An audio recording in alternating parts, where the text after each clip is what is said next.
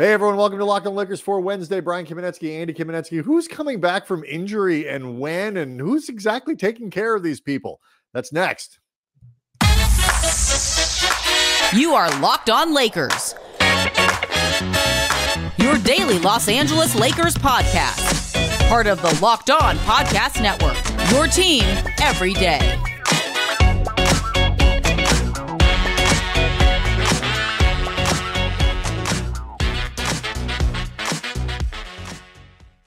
Thanks to everybody for making Locked On Lakers first listen of every day, Monday through Friday, no matter how or where you get your podcasts. Always free, never behind a paywall. Locked On Lakers on YouTube is where you can go hang out with over 23,000 subscribers, all of whom, Andy, are slightly confused as to who might be re-entering the Lakers lineup and when. We do have some definitive information about Christian Wood, but beyond that, we're just sort of grasping at straws here, maybe. And it's obviously got people talking about really what is going on with the Lakers medical staff, not just in this exact moment, but broadly, whether or not the Lakers are being hampered there. So we'll get into all that stuff as the Lakers take a day off, a couple days off between games, well needed, much needed practice time for them. But Andy, the injury issues, I think, are the top story as we sort of try to sort out who is coming back and when, and according to whom. Well, the piece of news that seems to be the most definitive and reported is that Christian Wood, that knee issue that had been keeping him out for quite some time, and it had not been particularly defined what was going on with him. What we do know is he's not going to be back anytime soon because, per reports initially from Dave McMenamin and Adrian Wojnarowski from ESPN, it's since been confirmed, I believe, by The Athletic, among others. Christian Wood is going to be undergoing an arthroscopic procedure on his left knee, expected to be sidelined for several weeks, considering the final regular season game is April 14th. Unless you're going on the slimmest side of several, it would feel like his availability for the regular season at minimum is in jeopardy, if not however long the Lakers are in the playoffs, assuming they are part of the playoffs to begin with. Yeah, and look, Wood's performance has been mixed, I think is a fair way to put it, throughout the season. Both the role and the performance has been up and down, but the Lakers have been at their best when they sort of can coax a backup, like a quality backup center, out of either Jackson Hayes or Wood, and having the option to go for whoever happens to be playing better that week, that month, that whatever. And Darvin now obviously does not have that option because Jackson Hayes is functionally the only, healthy big that they have behind Anthony Davis left on the roster, at least until Colin Castleton's wrist gets better. By the way, low-key problematic injury for the Lakers. Colin Castleton's broken wrist. Like, it's not necessarily, or fractured wrist, I should say, same thing, but it's not necessarily something you would have thought of at the beginning of the year. No, and Harry Giles III, who is on this roster, I forgot about that. Yes, thank you. Well, I mean, he's clearly not somebody that Darvin Ham is currently comfortable giving, regular, like, I don't even want to say rotation minutes to, but just like the idea of putting on the floor when there are any stakes at all.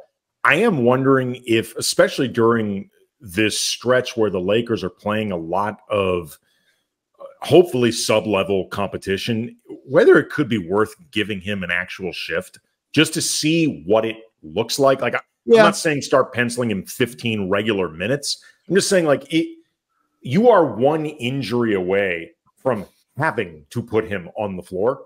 So you might as well, again, like, if say the Lakers have a lead of 10 points in the third quarter, it might be worth saying, okay, Jackson Hayes, you're not losing your spot in the rotation, but we want to give Harry a shot and just see what this is, because he has been in the NBA before.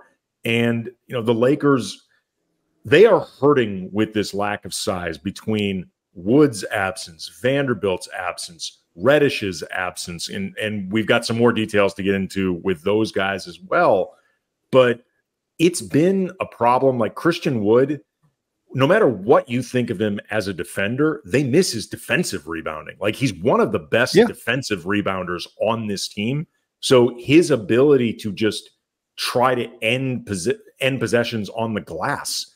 Like, you may have noticed, Brian, the Lakers have been susceptible to offensive rebounds. It's all of it. I mean, you use the word all the time, Andy, to talk about players, which is optionality. It's not, there are times when you want to be able to put, a guy with offensive skills on the floor, or like Jackson Hayes have an off night or whatever it might be, or Hayes, you need a big, and Hayes's skill set is particularly poorly suited because as hard as he plays and he's sort of doing, he's been pretty good actually over the last few weeks. I mean, he's doing okay. There's nothing wrong with what he's doing, graded on the appropriate curve, but his skill set is still very limited, and you want to be able to deploy it in the best way possible. And sometimes that's just not an option. And then you are really at that point forced to play small, in part because you don't have Reddish and you don't have Vanderbilt.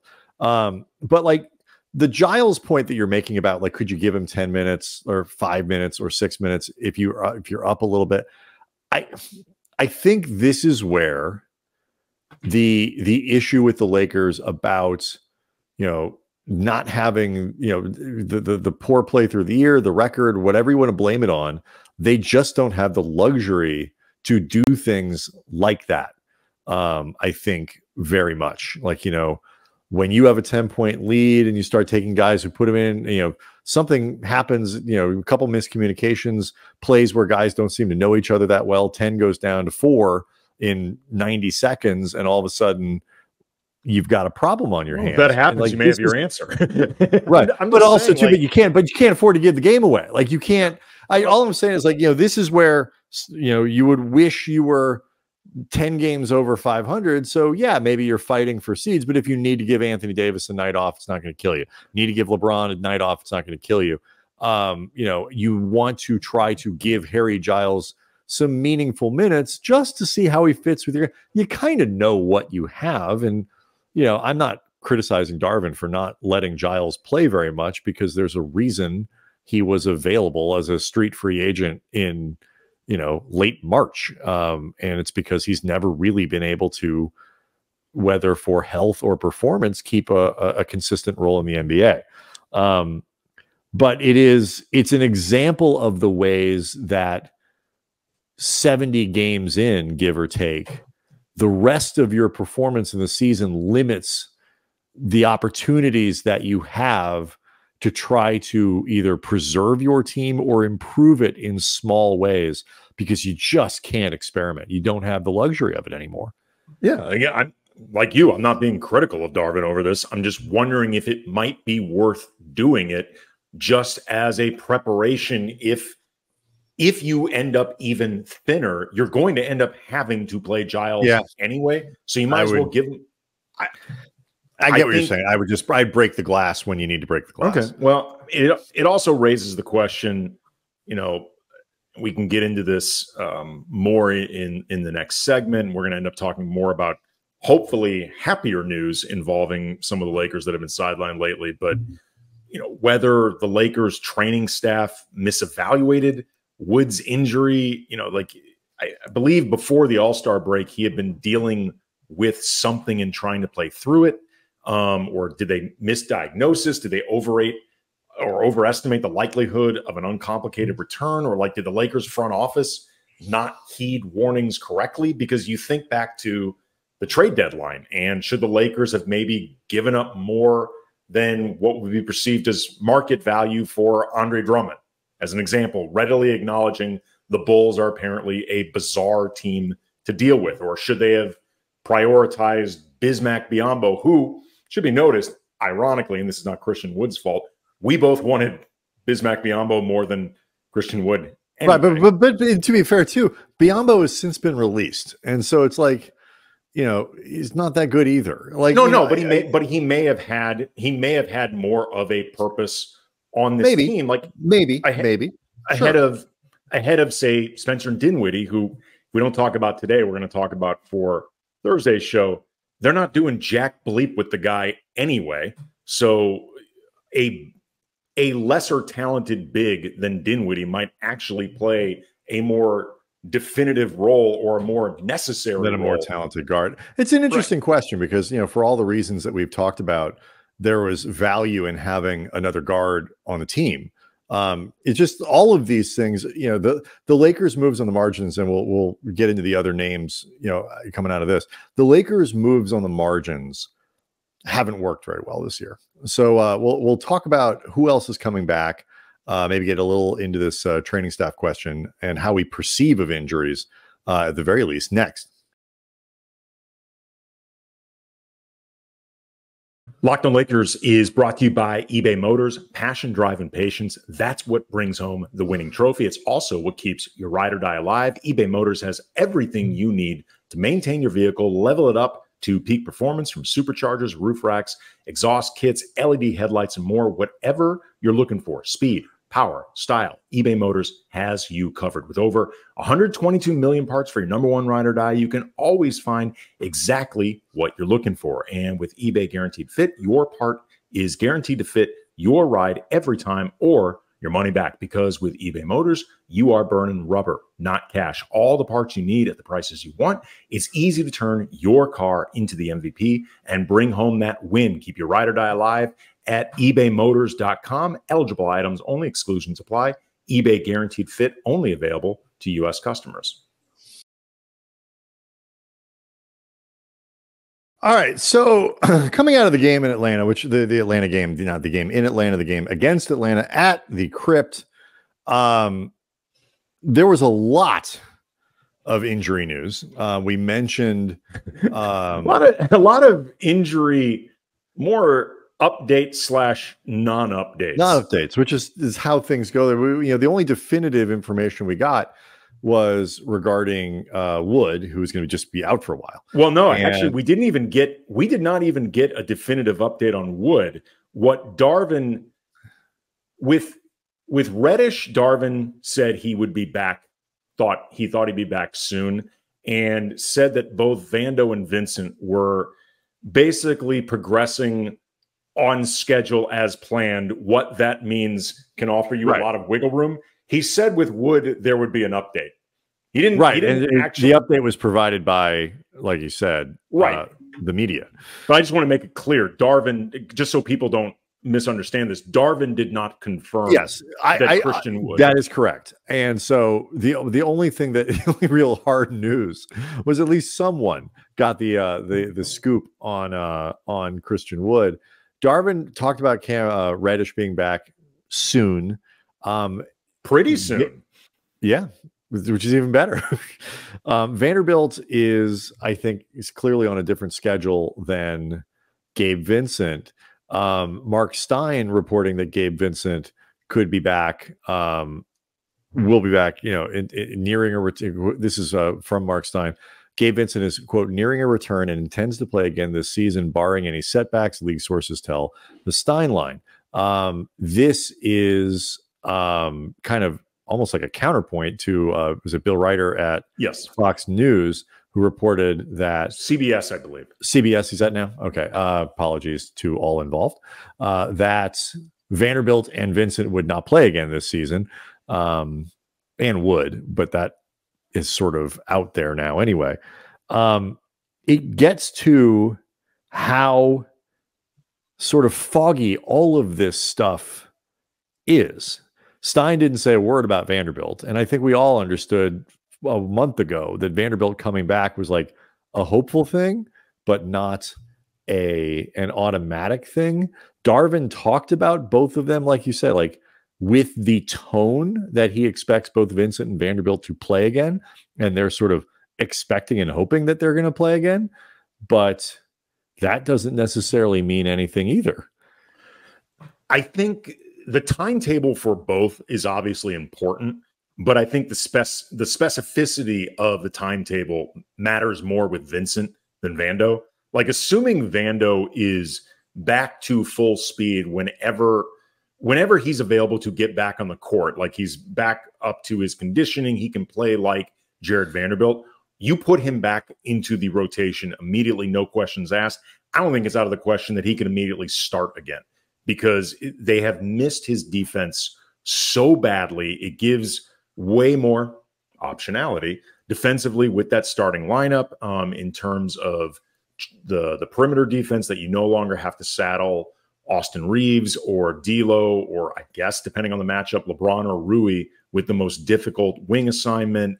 It slots everybody into a better place. I also think too, while he's played very well as a starter, the bench really misses Rui's scoring.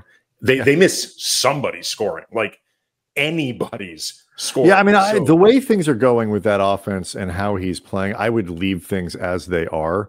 Plus, it kind of takes a little bit of the pressure off of Vanderbilt to immediately come in and just be Jared Vanderbilt as he was at that top level. We're sort of getting peak Vando when, before he got hurt again.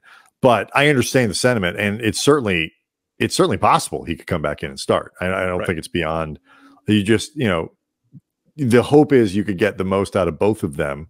But the circumstances just may not allow it. But, your point is well taken. Yeah, and Vando, the reason you can just put him back in is he knows this team. Even with all the time he's missed this year, he has spent enough time with the core members of this team, between his time with the Lakers or, with D'Angelo Russell in Minnesota, with Taurean Prince and other spots. Like, he has familiarity. Gabe Vincent's a different story. Gabe Vincent has played 5 games with literally anybody on this team. Like, I don't think Vincent has ever been a teammate anywhere else with anybody on this team. So, like, depending on when you bring him back, I wonder if it could become more complicated than it's worth. Although, given how, again, they don't seem to be able to find a definitive role of impact for Spencer Dinwiddie, if you're not going to really give him the ball, I suppose you could not give Gabe Vincent the ball for some of those minutes as well. And if you're thinking of Dinwiddie as more of a defensive role, Gabe Vincent tracks that way, at least in terms of established what he's done more than Dinwiddie. And I would just try to find more ways to use Spencer Dinwiddie like Spencer Dinwiddie, but it's another conversation we'll have later. But I feel like the time that Vincent has to reacclimate matters a lot. It does. And this is why not being 8 games over 500, 9 games over 500, where you're really, even if it was just a matter of like, are we trying to be the 5, the 6, or the 7? Like, there's that wiggle room in there, like trying to negotiate that, where the 7 is clearly better or not as good as 6, but it's a very different story than being the 8, 9, or the 10, where you don't have the luxury of saying, you know what, it could. Honestly, this year, what's crazy is it doesn't even matter. Like, this year, you have to be like 11 or 12 games above. Right, but you understand what I'm saying. Forget the number. Don't forget the numbers. But like where you are in the standings. Like, I'm not talking to like, this is why it sucks that you're not a 2 seed. Like, even there's because the difference for the Lakers between, it really cannot be emphasized enough. The difference between 9 and 10 is massive for the Lakers, because they're a very good home team and a terrible road team. And so the idea that they're going to go beat 2 good teams on the road under these circumstances, like you say, in a conference where the worst teams are going to be, 7 or 8 games over 500, give or take, and better than that with their players healthy, the Lakers are going to go win those games to advance is a pretty tall order. Could they win 1? Sure. But the biggest, if they were a 7 like they were last year, you're playing 1 game at home, you get through that and you're good to go. I just, again, the luxury of being able to try to work Vincent into the lineup, to be able to say, let's sacrifice a little bit of our efficiency and see if we can't get that combination of Vanderbilt in the starting lineup and Rui coming off the bench, really cooking in the way that we had kind of conceived it. Because these last 13 games now are simply too important to deviate from things that you think will work at maximum efficiency. I would agree with that. The one advantage that they may have before we go to the break is they are playing a pretty weak slate of teams. So if there was ever an opportunity to try to have your cake and eat it too, even acknowledging all of the caveats you listed, and I don't think you're wrong to list them, this is as good of an opportunity schedule wise to do that.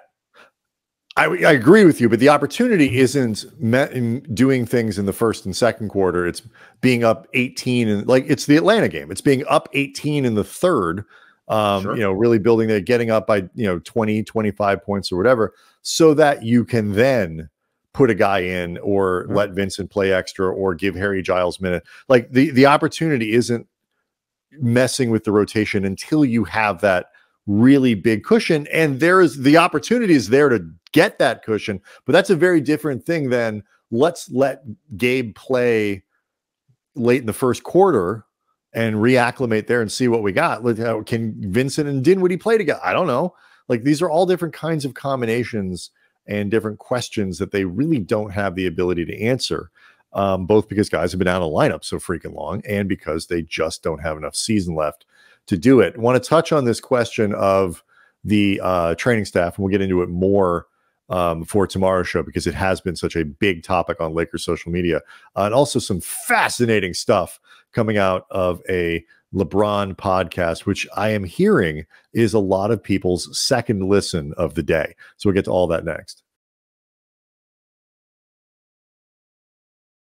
Locked on Lakers is brought to you by Nissan. Are you the kind of driver who likes to push things a little bit further? Ever wonder what adventure could be around the next corner? Our friends at Nissan have a lineup of SUVs with the capability to take your adventure to the next level. The 2024 Nissan Rogue, it's perfect for city drives and great escapes. Class exclusive, Google built-in is your always updating assistant to call on for almost anything. Gone are the days of connecting your phone, Google Assistant. Google Maps and Google Play Store are built right into the 12.3-inch HD touchscreen infotainment center. It's a really big screen. The 2024 Rogue is the perfect midsize crossover for your next adventure, and the Nissan incredible lineup also includes the 2024 Pathfinder. It has room up to 8, expansive cargo capacity, advanced available 4x4 capability with 284 horsepower and up to 6,000 pounds of towing. So take the Nissan Rogue, the Nissan Pathfinder, or Nissan Armada and go find your next adventure. Shop nissanusa.com. So for people who haven't seen it, clips have been all over social media, and they've been really entertaining. If you haven't seen it, LeBron James and JJ Redick have joined forces for what appears to be the nerdiest basketball podcast of all time. And I'm here for it. Oh, absolutely. I love listening to smart people really get into the nuts and bolts of things. How many, after it's been up for like a day, basically, how many subscribers do they have? The last time I checked, in about 24 hours, they had 133,000 subscribers. One video I saw, again, had been up about 24 hours, had over 500,000 views, which, I mean, first of all, what I think is interesting about this, JJ Redick recently made a statement on, I don't remember if it was First Take, because, he has his own show and he also does First Take stuff, or he may have been talking on his own show about First Take stuff. But anyway, he had mentioned that part of why he thought sort of the ESPN TNT basketball coverage is the way it is, which is big on storylines, short on technical stuff with basketball, which on basketball. Yeah, which contrasts a lot, by the way, with like, say, ESPN's NFL coverage, which is much more on the field X's and O's. Right. Redick said that he doesn't think that's really, broadly speaking, what the NBA audience wants. He may be disproving his own theory, but when we're talking about the nerdy part of this, whenever LeBron is mic'd up for a game, yes, LeBron is totally self-aware that he is doing this and he is thinking about the things he's saying at all moments because LeBron is always calculated that way. That being said, it's awesome entertainment because similar to how you and I had this covering Kobe for the last 10 years of his career, when Kobe was in the mood to really talk X's and O's, it was awesome stuff. Mm-hmm. If you ask him a question about like earnestly, because look, we were in a lot of games and we were around a lot of stuff, but it's pretty obvious. It's like we didn't grow up in the game. We didn't play in high school. We didn't play in college. I am 5'9". And when Andy and I play basketball together on those rare occasions, I can post him up because he's shorter than I am. 5'8". So that's right. And so like we both are not good basketball players. And so, you know, and he understood that. And a lot of people like you ask questions to find out what is happening, not as a criticism, not as like, why didn't you do this? Just like, what is happening here when this thing was going on? And Kobe was phenomenal explaining. That's why people thought if he wanted to, he would have been a fantastic analyst because of his ability both to communicate broadly, but also to explain basketball in ways that were engaging, and you can feel the passion coming through. And the same thing happens with LeBron. There were a bunch of interesting things. He talks about Steph. He talks about, different plays and all that. But the thing that really caught my attention was a section that I saw Tuesday afternoon where he's talking with Reddish about his IQ, his basketball IQ. And he opens this clip with his own IQ, correct? His own IQ, his own basketball IQ. Yes. Right. He opens this clip noting that there are players in the league that if you draw up a play for an inbound, the example he gives was an inbound on the left sideline, so that the point guard can throw it in with his dominant hand and whatever.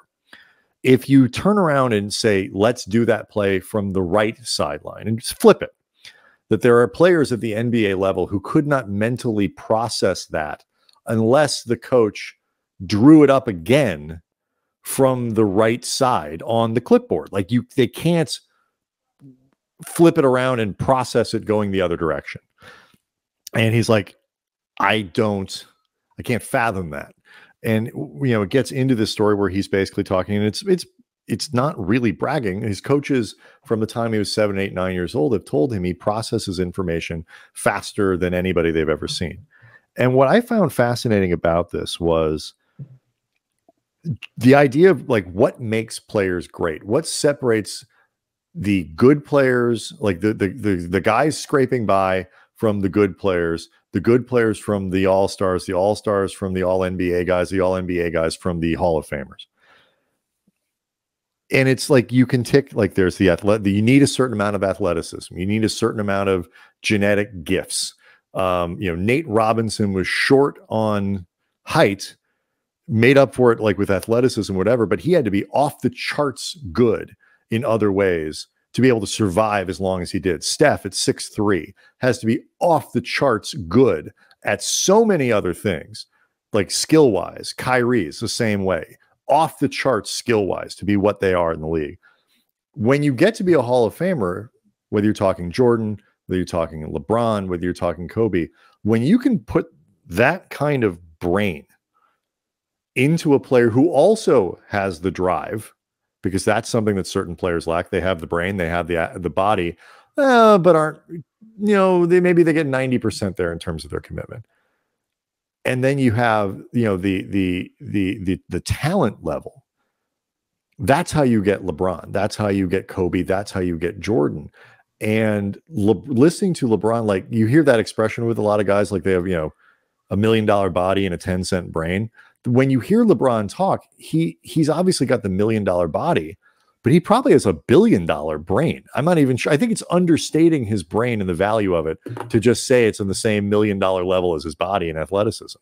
It's funny. Like LeBron, obviously his basketball IQ is one of the all-time greats. I mean, just the amount of times that you see him anticipating what's going to happen, or do the equivalent of when quarterbacks throw guys open. The amount of stuff he does as a passer is next level. But when you talked about that concept of flipping the play around from like one side to the other, and this may be a reach on my part, but I don't think it is. Like LeBron is truly ambidextrous. Like he does certain things right-handed, certain things left-handed, but he can truly control either hand with the exact same dexterity, which even at another level that, say, guys who are very good finishers with either hand, they're still not at that level of like true ambidextrousness. And I do wonder if to some degree, when you see the world and see all of this stuff, and which side you're seeing it from, which hand you would ever think about using, like all of that stuff always seems the same.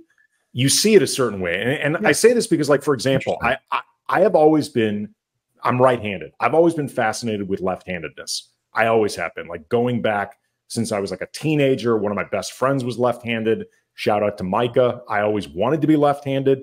Like, I will notice in movies, like I will keep like a mental log of actors that I can tell are left-handed. Like Bruce Willis is clearly left-handed because he punches with his left way more often than his right. Sylvester Stallone, I believe one of the reasons that Rocky was made a southpaw is because Stallone is left-handed in real life. Easier. I will try to, Willis, I'm positive is left-handed. I've never heard him confirm this, but I am positive. I will try to picture myself doing things left-handed because I think left-handed anything looks awesome. But there will be times where even in my head, I cannot imagine myself doing the thing left-handed because it's not the way my brain is wired to picture me doing something. I can picture someone else that I know is left-handed doing it, but I can't picture me doing it. Even in my imagination, I sometimes struggle with it. So I wonder if just the idea that no matter how anything is lined up athletically, like the one thing I can do left-handed is shoot pool. I learned how to play. I actually can't shoot right-handed. I learned from somebody who was left-handed when I was little, and I didn't even realize that I was shooting left-handed till I was like 16 or 17. I can't relearn it. And the reason I wish I could is because you never would have an awkward shot anywhere.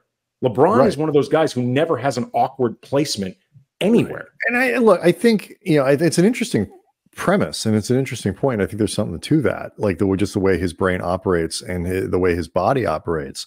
The other really interesting part of that, to your point, like he talked about how he thinks he was obviously called to basketball. Like basketball is a thing. He even says, like, I might have been chosen for basketball specifically, from I think you're talking about a faith standpoint.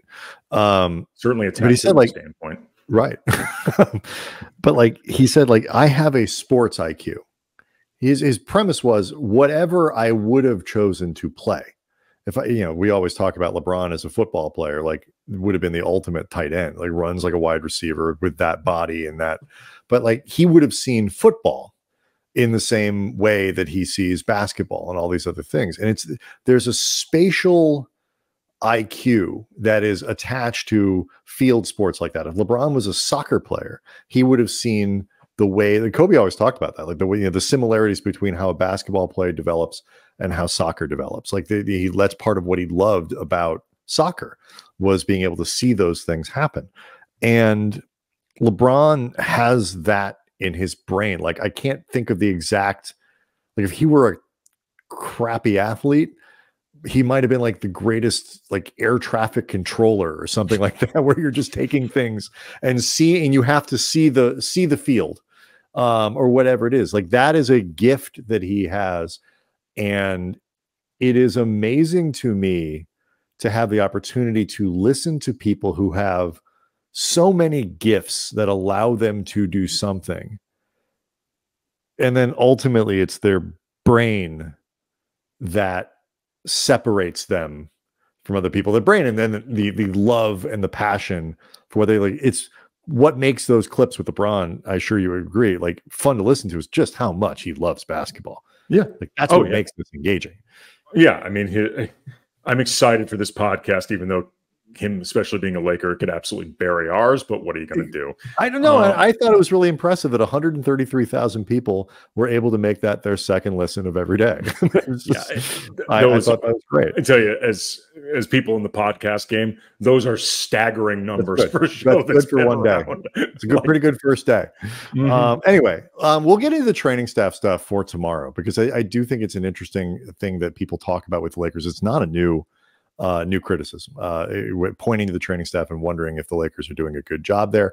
So we'll get to all that tomorrow, get you ready for the game. It's Indiana, Philadelphia against Philadelphia. And so, a little more practice time coming up for the Lakers. Maybe we'll get more updates about players. We'll see. Locked On Lakers on YouTube is where you can go hang out with over 23,000 subscribers. It's close to LeBron, Reddish. Just not quite there yet. We're trying. We'll see everyone tomorrow.